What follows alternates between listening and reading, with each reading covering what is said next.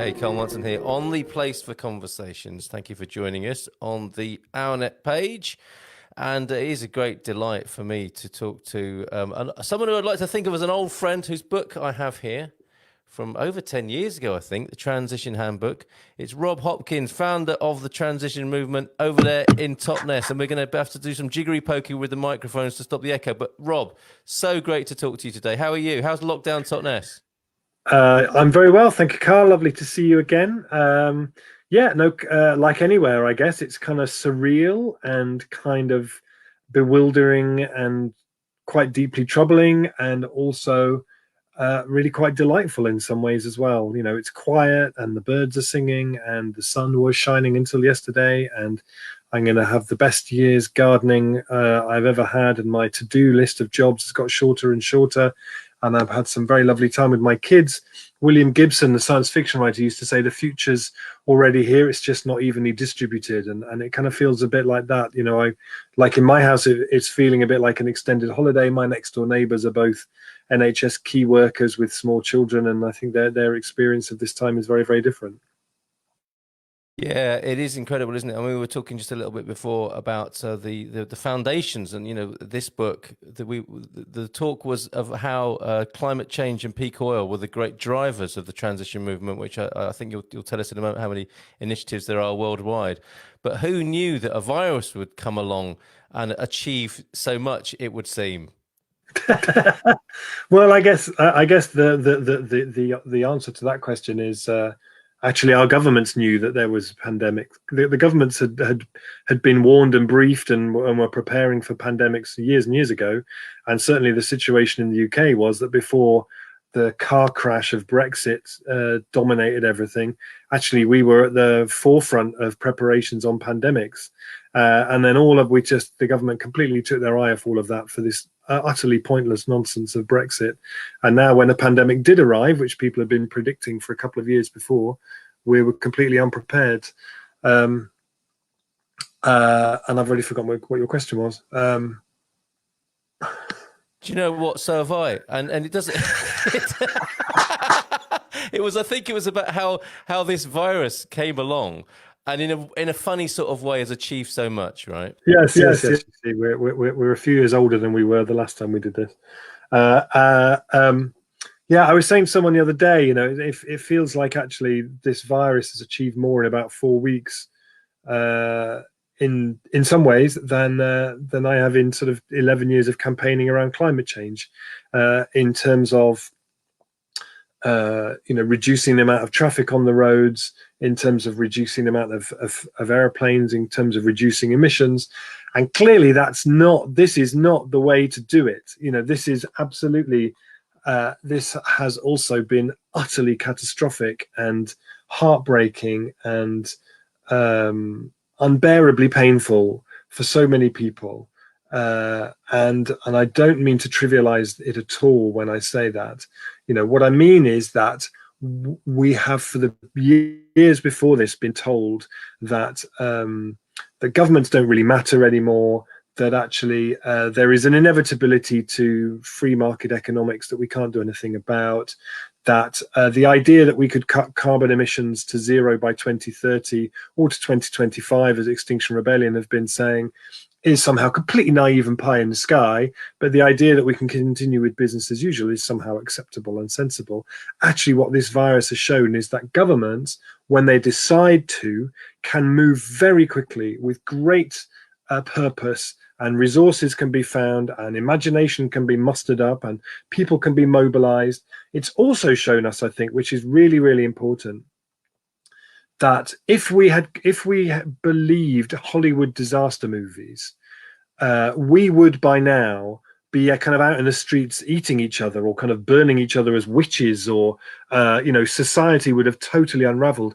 Actually, what is shown is that we are profoundly sociable creatures. I would look at the fact that people in the main, in the vast majority, have complied with lockdown now for 4 weeks around the world as one of the greatest acts of taking care of each other, possibly in history, the greatest sort of act of compassion and care and love for each other in history. and the mutual support networks that have sprung up here, independent of government, completely independent of government. People organizing on streets, people organizing in networks, people looking after old, vulnerable, poor people in a way that government just wouldn't even know where to start.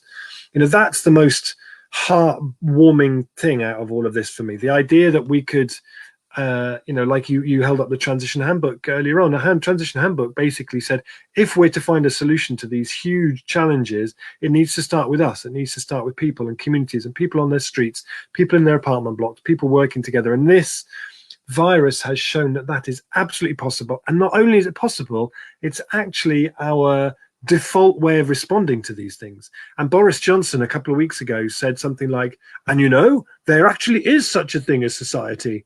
It's like, well, we all knew that, sunshine, and the fact that you didn't know that tells us so much about how you move in the world and what you do.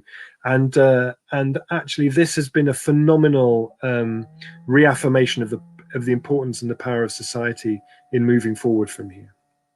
Yeah, that was amazing. That was really chilling, wasn't it? Because it was a reference, obviously, to Thatcher as well. But for him to say that, yeah, I had that same sort of chill go through me. And we kind of knew that all along, didn't we?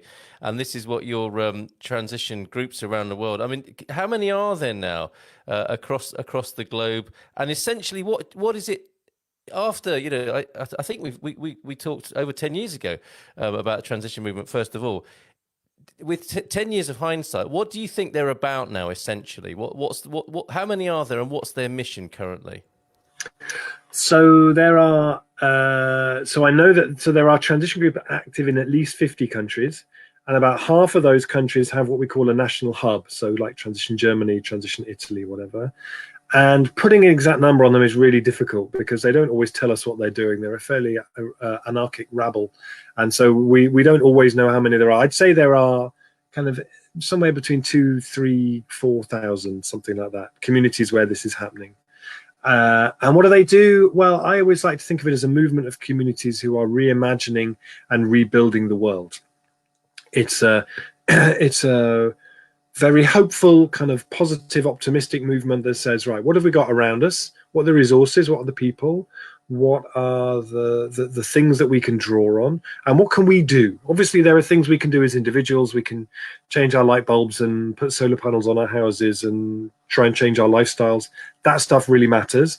There's the stuff that the government needs to do and that local government and regional governments need to do. That stuff really, really matters. The transition movement says, what about that bit in the middle? That says, what can we do here with the people we have and what we can do? If we can bring, I've increasingly, there are lots of lenses you can look at the transition movement through. You can say it is a model for economic regeneration. It is a new economic approach, which is about more localized, more resilient economies. You could say it is almost a kind of personal development approach about finding resilience and ability to find a way through these difficult times by connecting with other people and finding good ways to work together. You could say that it is an economic development strategy, a community development strategy. I increasingly, and in the book I wrote recently, like to try and frame it as being a kind of an imagination strategy. It's a kind of a what if movement. It creates what if spaces in a world where there are very, very few of those left. Spaces where we can come together with other people and say, well, what if we were where the response to this started? What if we could do something extraordinary now? What if we turned that building into homes in community ownership? Yeah, as you say, what if all these different what if questions that are coming up here? And the point is that communities can do a huge amount of asking those what if questions and then building on them. For me, the fundamental thing about transition was it was never designed to be a talking shop, people sitting around in cafes going, yes, it's someone once called it hope with its sleeves rolled up, which I rather liked.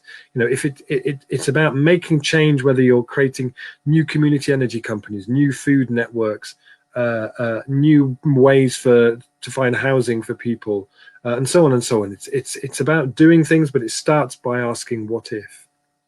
Fabulous. Hope with its sleeves rolled up. That's tremendous. So there you go. That's transition movement, if you weren't already familiar with that. And this is Rob's new book that he mentions there, From What Is to What If. Can you tell us more about the power of the imagination and why it's so necessary at the moment, Rob? The power of the imagination is a phenomenal thing. There's really interesting research where you take a group of people, you divide them in half. Half of them sit in front of a piano keyboard and practice a sequence of notes on the piano, and the other half of people sit in front of the piano, but they're not allowed to touch it. They just have to imagine that they're playing that sequence of notes on a piano. After 2 weeks, they're almost as good as each other at playing that sequence of notes on the piano. You know, the imagination is very, very powerful. And I wrote the book because I kept reading people I really admire, like Bill McKibben, Naomi Klein, George Monbiot, people like that, saying climate change is a failure of the imagination. And it kind of stayed with me. And I was thinking, well, why would it be in 2020 that we're having a failure of the imagination? Because fundamentally, as Naomi Klein says, there are no non-radical solutions left. If we're to find a way through the climate crisis, it demands that we are as imaginative as possible, because we have to reimagine how transport happens, how planning happens, how food happens, what our work is going to be. It's just being stuck to business as usual. I think Margaret Thatcher in the 80s said something dreadful like, there is no alternative. And I think those words kind of lodged themselves deep into our psyche. And the point of this book is to say, of course, there's a bloody alternative. There has to be an alternative. If there isn't an alternative, then we're all toast.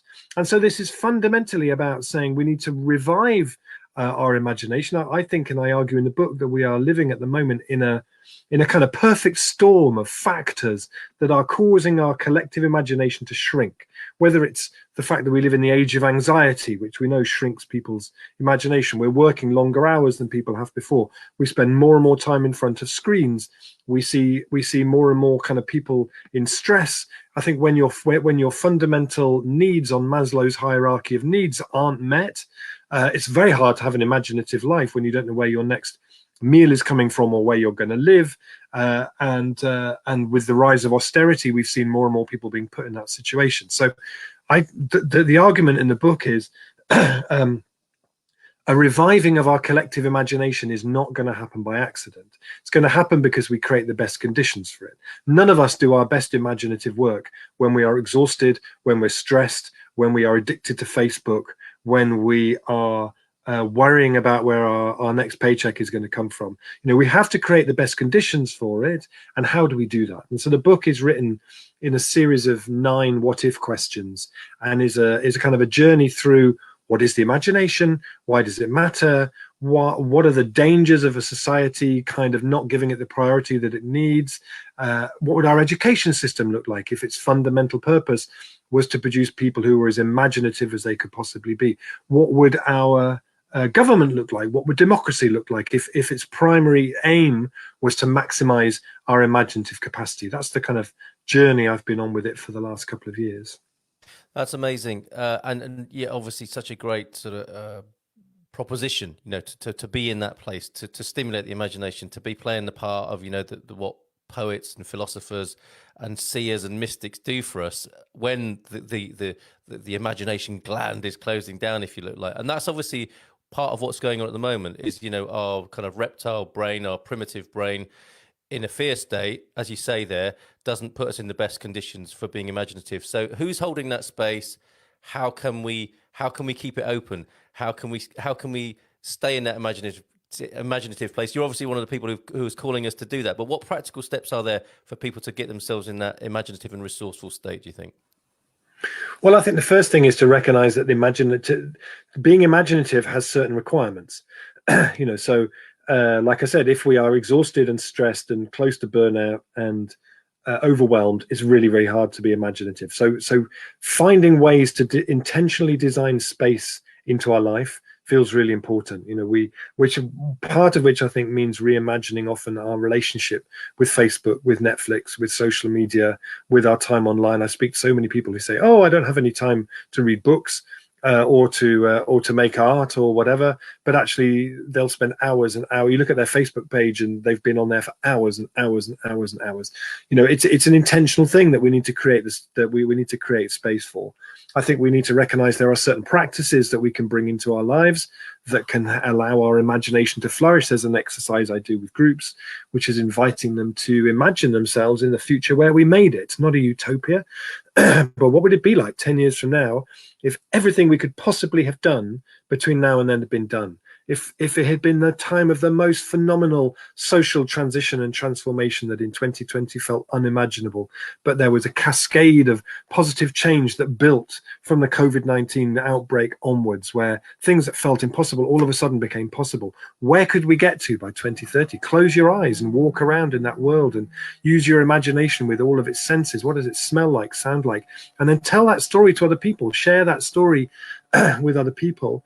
I think we need places in our communities and in our lives that stimulate our imagination, whether it's going for a walk in the Bluebell woods or going out into the wilds, whether it's going to art galleries, museums, or to places like in London, there's a place called the Ministry of Stories, amazing place for young people, places that fire our imagination and help us think anything else is possible.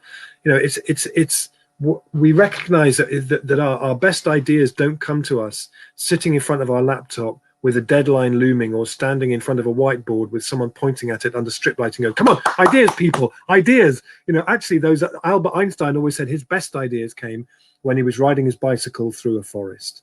You know, there was a mathematician called Andrew Wiley, I think, who had what he called his 3B mantra, where he said his best ideas came either in bed, in the bath, or on the bus. And, you know, we need to recognize that if we want to make more time for imagination, then we have to consciously give it the space, because otherwise it just gets demoted and demoted and demoted all the time. And for me, the fundamental thing that really matters to that is that we need to recognize that having a life in which our imagination is allowed to flourish is profoundly important to our own mental health and well-being.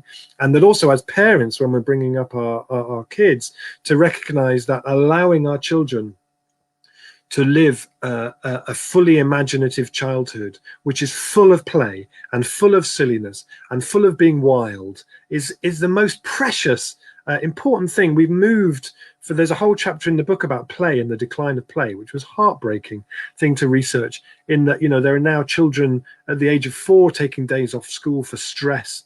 And we almost expect young people to start compiling their CV from the age of 4. You know, that kind of free, wild, unstructured play that filled our streets when you and I were kids has pretty much disappeared, and kids are ferried from structured activity to structured activity. And I think when our streets empty of children playing, we lose something profound as a culture.